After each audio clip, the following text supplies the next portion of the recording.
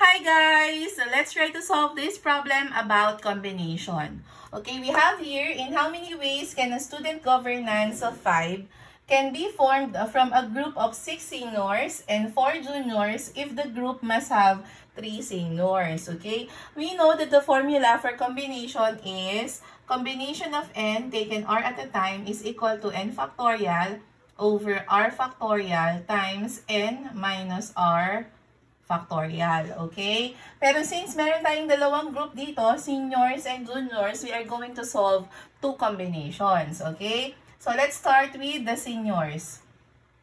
Okay? Ano ba ang n natin sa seniors? Ilan sila lahat? We have 6. Okay? And ilan dapat yung makuha natin sa 6? Dapat daw yung 5 na mapo-form natin may 3 seniors. So, ang r natin is 3. And then we have to substitute this one in our formula. So, combination of 6 taken 3 at a time is equal to 6 factorial over 3 factorial times 6 minus 3 factorial. Okay, so isolve mo na to. 6 minus 3 is 3. So, we have 6 factorial over 3 factorial times 3 factorial. Then we expand. 6 times 5 times 4 times 3 times 2 times 1 over 3 times 2 times 1 for this one, 3 factorial. And another 3 times 2 times 1 for this, 3 factorial. And then we can cancel this one with this one.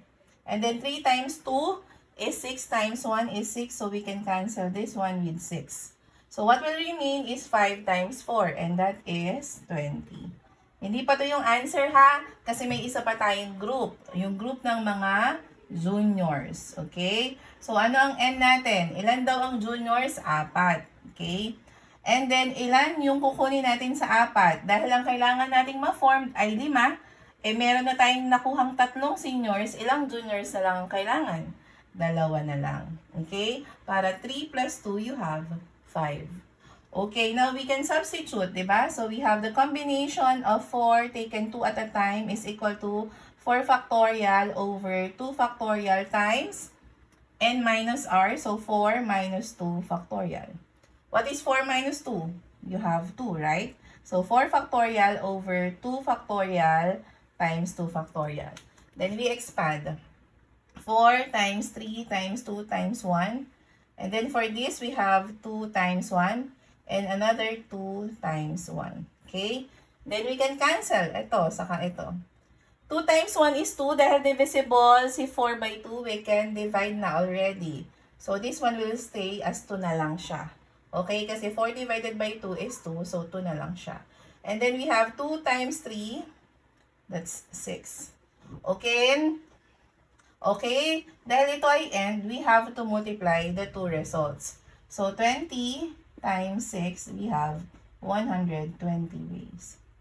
Ang dali naman pala. Medyo matrabaho lang ha, pero madali lang naman natin ma-identify yung answer. Okay, now you try. What if meron kayong 10 seniors and 5 juniors? Okay? And how many ways can a student governance of 5 can be formed from a group of 10 seniors and 5 juniors if the group must have 3 seniors?